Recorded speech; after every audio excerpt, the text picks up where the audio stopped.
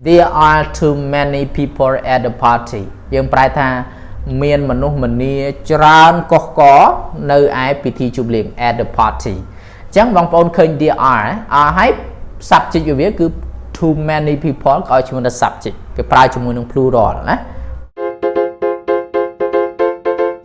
អូខេសួស្តីបងប្អូនប្រិយមិត្តរៀនភាសាអង់គ្លេសបាទក្នុងថ្ងៃនេះខ្ញុំយកភាពខុសគ្នារវាងការប្រើប្រាស់ពាក្យ there is there are there was there were there have been there has there have been ណា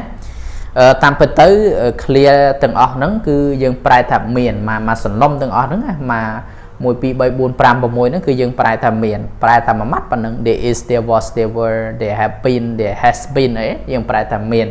អូខេបងប្អូនមកមើលលក្ខខណ្ឌថាគេប្រើក្នុងលក្ខខណ្ឌបែបណាខ្លះពាក្យទាំងអស់ហ្នឹងបាទអូខេអញ្ចឹង there is verse នឹង there are ម្ដង there is verse នឹង there are គឺរបៀបក្នុងការប្រើប្រាស់ណាភាពខុសគ្នាអញ្ចឹងអាពាក្យនេះគឺយើងប្រែថាមានណា there is ឬក៏ there are ឬក៏ there was there were there has been there have been អីណាយើងប្រែថាមានបាទអូខេលក្ខខណ្ឌក្នុងការប្រើប្រាស់វាខុសគ្នាយ៉ាងម៉េចបាទអញ្ចឹង there is there was there were there have been ណា there has been ឬក៏ there have been នេះគឺបងប្អូនឃើញហើយកាលណាបងប្អូននិយាយអំពី there is there was there has been គឺ subject របស់វាជា singular subject ឬក៏ non count ណា non count នឹងនាមដែលអត់អាចរាប់បានណា singular subject មានន័យថាប្រធានរបស់វាគឺជាឯកវចនៈតែមួយណារបស់វាមានតែមួយគេប្រើជាមួយ there is there was there were there has been អានេះបងប្អូនអាចបង្កើតទៅជាទម្រង់ទាំង positive negative ឬក៏ question បានណាឧទាហរណ៍ថា there is a storm approaching ណា there is a storm approaching ប្រែថាម៉េចបងប្អូនបាទមានមានខ្យល់កំបុតត្បូង there is a storm មានខ្យល់កំបុតត្បូងហ្នឹង approaching គឺកាន់តែគៀកមកហើយអញ្ចឹងបងប្អូនឃើញពាក្យ a storm ឯ a storm ហ្នឹងគឺជា singular subject ហើយយើងកាលណា singular subject យើងប្រើ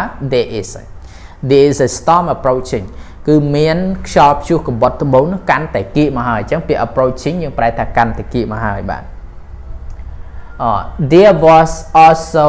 a lot of food there ណា there was also a lot of food there ប្រែថាម៉េចបងប្អូនបាទមានអាហារជាច្រើននៅឯទីនោះណានៅទីនោះណា there was also a lot of food there មានន័យថាក៏មានអាហារជាច្រើននៅទីនោះផងដែរណាយើងប្រែថាក៏មានអាហារនៅទីនោះជាច្រើនផងដែរបាទអានេះគឺយើងប្រើ there was there is គឺ singular subject ដូចគ្នាប៉ុន្តែសកម្មភាពរបស់វាគឺពាក់ព័ន្ធជាមួយនឹងសកម្មភាពនៅពេលបច្ចុប្បន្ន there was ក៏ subject របស់វាជា singular ដូចគ្នានេះ a lot of food ហ្នឹងក៏ឲ្យឈ្មោះ subject គឺសកម្មភាពដែលវាបានកើតឡើងក្នុងអតីតកាលហើយក៏បានចប់សពគ្រប់នៅក្នុងអតីតកាលដែរគឺប្រើពាក្យ there was ណាបាទមួយទៀត there has been ណា there has been នេះគឺជាប្រភេទនៃប្រយោគpresent perfect សកម្មភាពរបស់វាកើតឡើងតាំងពីអតីតកាលហើយវា possible to now and future ណាវាអាចកើតឡើងមកដល់បច្ចុប្បន្នហើយក៏អាចទៅដល់អនាគតផងដែរឧទាហរណ៍ថា there has been an accident on New Year ណា there has been an accident on New Year ប្រែថាម៉េចបងប្អូនបាទណាមានគ្រោះថ្នាក់ចរាចរណ៍នឹងបានកើតឡើងនៅ New Year ក្នុងឱកាសចូលឆ្នាំថ្មីដែរអញ្ចឹងពាក្យថា there has been គឺសកម្មភាពរបស់វាកើតឡើងយើងប្រែថាមានគ្រោះថ្នាក់ចរាចរណ៍កើតឡើងនៅឱកាសចូលឆ្នាំថ្មីអញ្ចឹងវាអាចឆ្នាំមុនក៏ឆ្នាំថ្មីឆ្នាំនេះក៏អាចជាឆ្នាំថ្មីគឺវាមានគ្រោះថ្នាក់ចរាចរណ៍អញ្ចឹងគេប្រើពាក្យ there has been អានេះគឺជាប្រយោគ positive សុទ្ធសាធបងប្អូនចង់ដាក់ប្រយោគ negative មកដាក់ there is not ណា a storm approaching there was not also a lot of food there has not been ណា an accident on New Year អាហ្នឹងគេឲ្យឈ្មោះថាប្រយោគ negative បងប្អូនដាក់ទៅជាប្រយោគសំណួរយើងដាក់ is មកខាងមុខវិញមក is there a storm approaching ហើយ question mark មកតើមានណាមានខ្យល់បត់ត្បូងកំពុងតែមកគីមែនទេមួយទៀតយើងដាក់អានេះទៅជាខាងនេះមកដាក់ was មកខាងនេះវាខ្លាចទៅជាប្រយោគសំណួរតា was there also a lot of food there ហើយ question mark មកមានន័យថាតើមានម្ហូបអាហារជាច្រើននៅទីនោះដែរទេបាទ there has been an accident on New Year ចឹងបងប្អូនចង់បង្កើតទៅជាប្រយោគ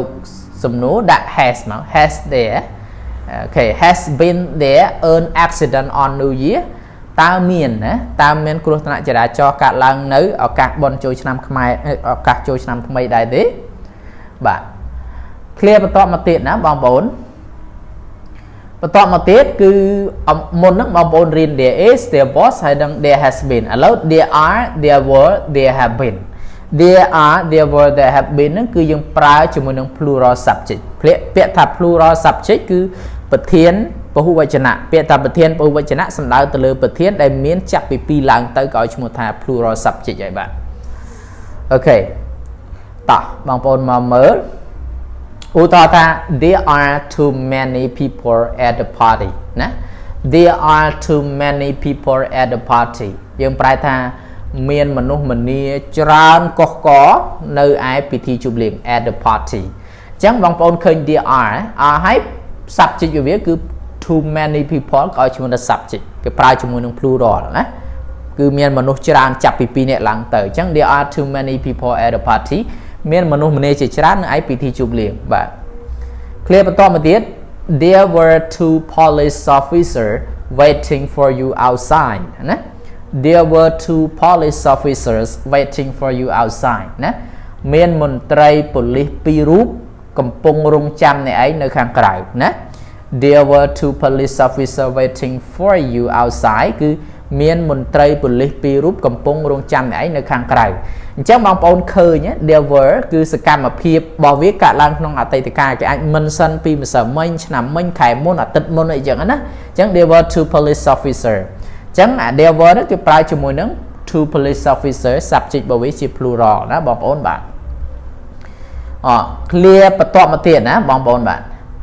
មួយទៀត there have been an increase ណា in importation of foreign cars ណា there have been an increase in the importation of foreign cars ប្រែថាម៉េចបងប្អូនមានការកើនឡើងណាមានការកើនឡើងនៃការនាំចូលណា in the importation មានការកើនឡើងការនាំចូលនៅឡានបរទេសណាអញ្ចឹងអានេះគឺជាប្រយោគពាក្យព័ន្ធជាមួយនឹងការប្រើប្រាស់ there are there were